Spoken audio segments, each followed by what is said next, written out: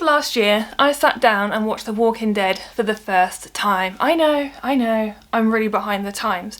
Personally, I don't really like watching anything with zombies in, they really freak me out, but I was told The Walking Dead was worth it, and oh my gosh, it really is. At the end of the series, however, my husband turned around to me and said, who do you think the best villain was? And for me, hands down, it has to be Negan. So let's talk about why I think that. So as we know, or you may not know if you've not seen it, Negan is the leader of the Saviours. Now, spoiler alert guys, I am going to go into a bit of character interaction, a bit around his involvement through the series as well. So if you've not seen it and you plan to, maybe put a pin in this video for now.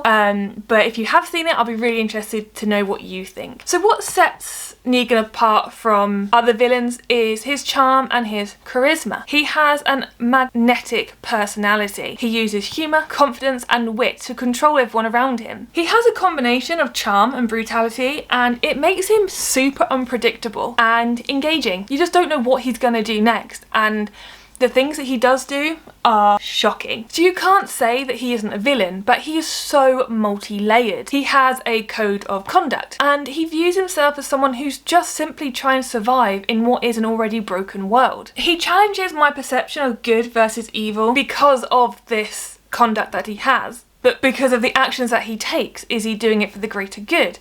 Is he, you know, two wrongs don't make a right, but it messes with your head a little bit. Then you look at his backstory and you find out that he wasn't always this way. He wasn't someone that just broke out of prison who had been doing heinous crimes his whole life. It started with someone who was just trying to protect his wife, further complicating that moral stance that he has. Fun side fact, the actress who plays his wife in the flashback is actually his wife in real life. Bit of information for you there. Now, Negan's arrival on The Walking Dead is unforgettable.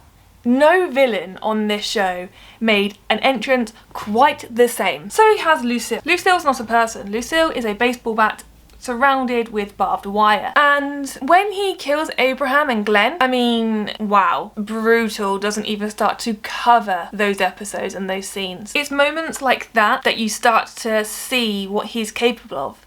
But that particular scene, it really cements his character as brutal, and it defines this reign of terror that we are now expecting every time we see him. He's bold and his actions are memorable as well. And it does make him stand out in a series where you've got a lot of high stake moments. A lot of the other big bads, two that I can think of top of my head, they just didn't have the same pizzazz. They didn't have the same, I was waiting to see what they'd come up with next. The others were boring in comparison. And Negan's quite smart. Now, he doesn't just kill for power. He psychologically manipulates his enemies. He likes to torment Rick and the rest of the group, but then he reflects on moments of the past, which makes the relationships with the protagonist a lot more complicated and a lot more confusing as well. Now, eventually he does have a redemption arc and he tries to atone for his actions, and that then adds an additional layer of emotional depth, and we can see this potential for change. But I mean, when I was watching it, I was still a little bit thinking, oh well, is this really him?